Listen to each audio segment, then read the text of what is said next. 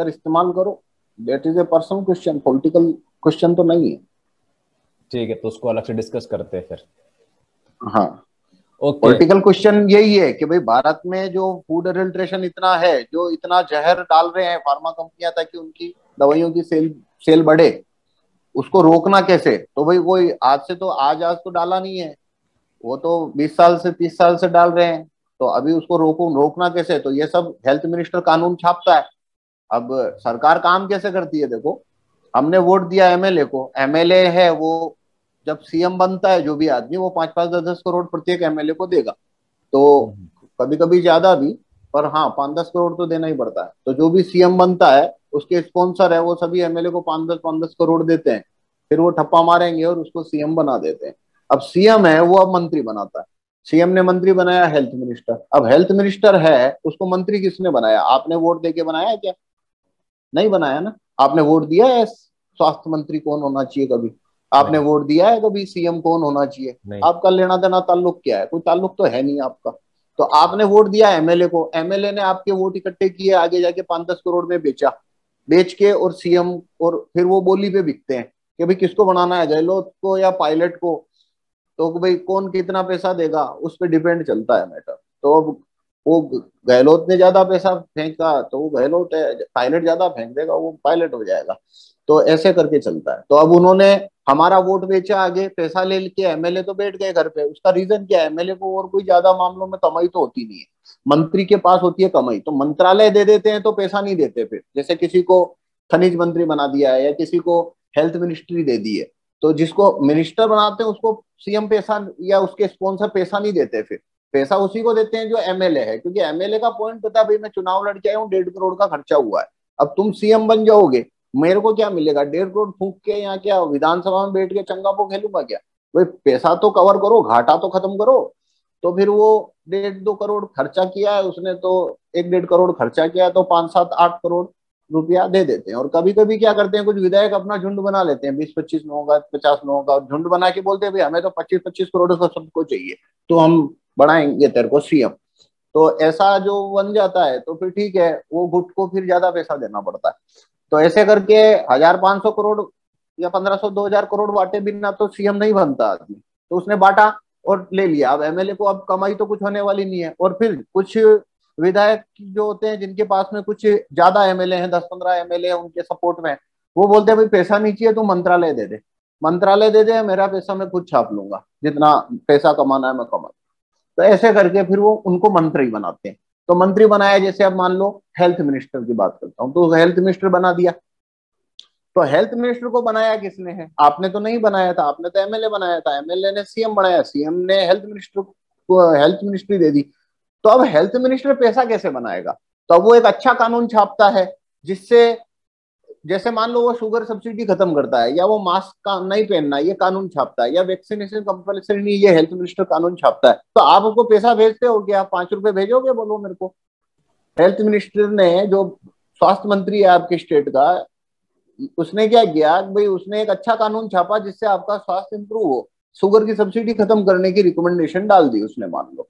तो आप उसको 20 रुपए भेज रहे हो क्या? 50 रुपए भेजोगे? मतलब क्या फालतू की बात है कि आप उससे ये उम्मीद कर रहे हो कि वो आपके हित का कानून छापेगा। तो भाई पैसे दोगे क्या उसको? तुम वोट तो दे चुके हो, तो क्या वोट वापस ले सकते हो? भाई तुमने बनाया नहीं, तुम हटा नहीं सकते, तुम्हारा लेना देना ताल्लुक ही नहीं है कुछ उससे।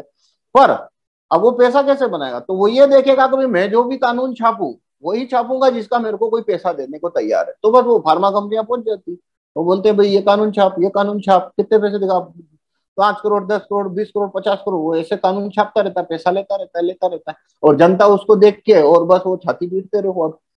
और अब उसको तुमने बनाया नहीं, ना निकाल सकते हो। तो अब जैसे मैं एग्जांपल देता हूँ, ये जितना भी सर्कस चल रहा है ना कोरोना का, ये सारा का सारा हेल्थ मिनिस्टर के उसमें आता है।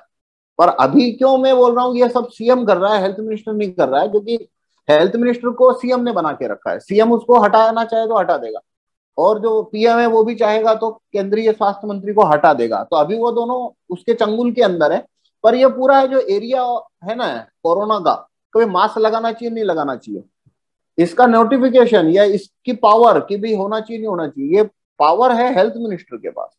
वो ये बताएगा, वो ये बता सकता है 5G आना चाहिए या नहीं आना चाहिए। हेल्थ मिनिस्टर के पास पावर है, वो 1 महीने के अंदर सर्वे करके एक रिसर्च करवा सकता है और करके वो रिकमेंडेशन डाल देगा भाई 5G आया तो लोगों को लॉस है, तो बस खत्म हो गई बात। अब 5G नहीं आएगा तुम्हारा। अगर उसने बोल दिया मास्क लगाने से कोरोना के संक्रमण का कोई लेना देना नहीं बनता है, खत्म हो गई बात। अब ये मास्क का कानून नहीं बनेगा।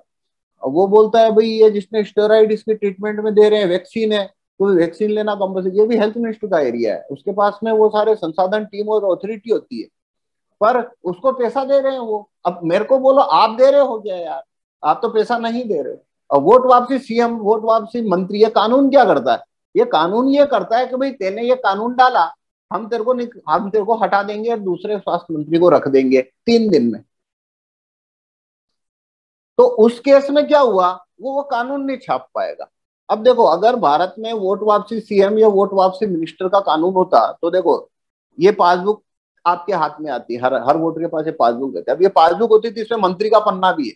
अब जो मंत्री का पन्ना है वहां पे आप जो एग्जिस्टिंग सीएम है उसको निकालने के लिए एसएमएस भेज सकते हो, या ये पासबुक लेके कलेक्टर की कचहरी में भी जा सकते हो, पटवारी कार्यालय में भी जा सकते हो, बोल सकते हो भाई ये मंत्री को निकाल के मेरे को इस मंत्री को बनाना।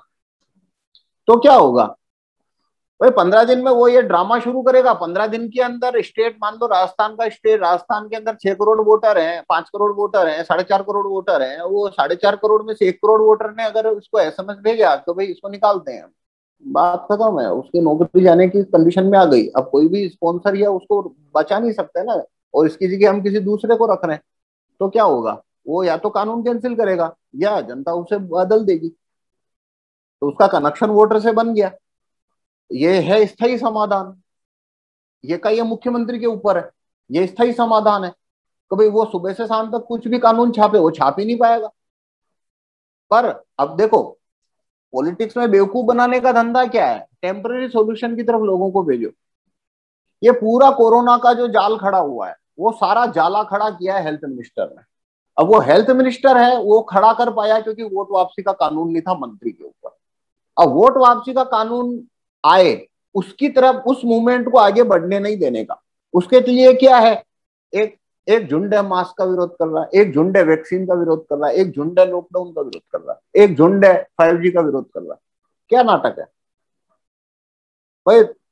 तुम वहां मजमा लगा के ये कैंसिल करा दो, 6 महीने बाद वो नया डाल देगा कानून, तब क्या करोगे भाई? बात वो है, वो मतलब तुम उसे कुछ लॉस तो देने वाले नहीं हो, उसको को बदल तो सकते नहीं हो, कुछ भी नहीं कर सकते हो, तो बस वो छाती कूटे करते रहो, कुछ होने वाला तो है नहीं। पर ये कानून है, अगर आपके पास ये पासबुक है तो क्या हुआ, ये सारा कोरोना का ड्रामा, ये एक मतलब 21 मार्च को लॉकडाउन आता और 15 दिन के अंदर या तो मिनिस्टर बदल जाता या लॉकडाउन खुल जाता, मास्क का कानून निकल जाता, सारा मैटर खत्म। 15 दिन का काम है, कोई ज्यादा है नहीं। 2 साल खींच गए, अभी 1 साल और खींचेंगे देखना। तो स्थायी सॉल्यूशन ये है, मतलब स्थायी सॉल्यूशन की तरफ लोगों को जाने से रोकने के लिए टेम्पररी सॉल्यूशन आदमी प्लांट कर देता है। जैसे 47 मतलब आजादी की लड़ाई के टाइम पे जो भगत सिंह जी थे, उनपे वो जब उनपे ट्रायल चल रहा था तो उनका क्या था कि भाई ये पूर्ण स्वराज, मतलब हमको स्वराज्य दो और हम चुनेंगे हटाएंगे पूर्ण आजादी। तो मोहन गांधी लेके आ गया नमक का कानून कैंसिल करना है। अरे भाई नमक का कानून क्या करेगा भाई, ब्रिटिश है, उन्होंने 100 कानून छाप रखे हैं और 100 रोज छाप रहे हैं, तो 200 तरफ से भाले चुभ रहे हैं, तू एक भाला लेके उसके नहीं नमक का कानून कैंसिल कराना मेरे को। अरे भाई ये कौन सा ड्रामा है? राइट मांग पे आओ ना भाई। ऐसा तो है नहीं कि भाई तू नमक का कानून दांडी निकाल रहा है, तू यात्रा, नमक का कानून मैंने कैंसिल करा दिया, अब ठीक है अगले दिन उसने एक कानून छाप दिया अफीम पे बैन। अब फिर तू लकड़ी लेके निकल जा, लोगों को इकट्ठे करके अफीम का कानून बैन कराने निकल निकल गया हूँ। फिर उसको करा, फिर 3 दिन बाद उन्होंने छाप दिया भाई शराब पे लाइसेंस, शुगर पे सब्सिडी, फिर लकड़ी लेके निकलेगा तू। तो ये जितना ड्रामा चलता है वो सब क्या है, टेम्परेरी सॉल्यूशन की तरफ लोगों को भेज दो, और परमानेंट सॉल्यूशन है वो लाना, उससे लोगों को साइड में करो। और देखो नमक आंदोलन हुआ उस समय, जितने लोग नमक आंदोलन में साथ में घूम रहे थे मोहन गांधी के, उनको क्या लगता था मोहन गांधी है वो ब्रिटिश का विरोध कर रहा है। अरे भाई वो ब्रिटिश का विरोध नहीं कर रहा है, वो उनको जो बड़ा भाला है पूर्ण स्वराज उससे बचाने के लिए उसको आलपिन चुबाने का काम कर रहा है कि भाई ये भाले से तो ब्रिटिश मर जाएंगे, तो इनको आलपिन चुबा दो, मैटर खत्म करो। और देखो मैं आपको बताता हूँ, वो नमक आंदोलन की नौटंकी का ये इस टाइप की सब नौटंकी का आश्रय कैसा होता है। नमक का कानून आया 1882 में। 1923 में ब्रिटिश ने नमक पे टैक्स को डबल किया था, 1923 में। मतलब देखना कितना बड़ा फ्रॉड है, जो ये हिस्ट्री वाले लिखते नहीं है, पेड हिस्ट्री वाले। नमक का कानून आया 1882 में, तो पहले बात तो विरोध वहां होना चाहिए था, होता रहता था। टैक्स डबल किया 1923 में, नमक पे जो टैक्स डाला था ब्रिटिश ने, वो 1823 में उन्होंने गेजेट में छापा कि नमक पे टैक्स डबल होगा। अब 1923 में मोहन भाई क्या ब्राजील हंगरी में रहते थे, वो भारत में ही तो रहते थे, और ये सब असहयोग आंदोलन में ये सब नाटक चल रहे थे उनके। तो 1923 में जब टैक्स डबल किया तब उनको खबर नहीं पड़ी कि टैक्स डबल किया है, मैं लकड़ी लेके आ जाऊं दांडी मार्च निकालने। 1929 जून में, जब भी जून के अंदर उनका ट्रायल शुरू हुआ भगत सिंह जी का, उस समय उनको ध्यान आया कोई 7 साल पहले एक कानून बनाया था, नमक को डबल कर दिया था, उस पर अब मूवमेंट हमको करना चाहिए। तो वो नया नया कानून आया था क्या? वो पुराना कानून 30 साल से चल रहा था, और 7 साल पहले टैक्स पे डबल किया था, पर उनको क्यों करना था? क्योंकि भगत सिंह जी की लोकप्रियता बढ़ रही है। और एंड में नतीजा क्या हुआ? ब्रिटिश की आय थी नमक के कानून से 1930 के अंदर उनको 65 मिलियन की आय हुई थी। तो ये जो भी ड्रामा हुआ दांडी मार्च का, नमक बना दिया, ये वो सब नाटक ड्रामे खड़े किए, तो 1930 में आय कितनी हुई? वो 65 से 68 हो गई। 1931 में कितनी हुई? 90 मिलियन हो गई। और 1932 में 110 मिलियन हो गई। तो नमक के टैक्स पे तुमने ये जो चलाया ड्रामा, उसके एंड में क्या हुआ? अगले 3 साल में उसका रेवेन्यू और बढ़ गया। मतलब ब्रिटिश ने अपनी धरपकड़ और ज्यादा मजबूत कर दी थी।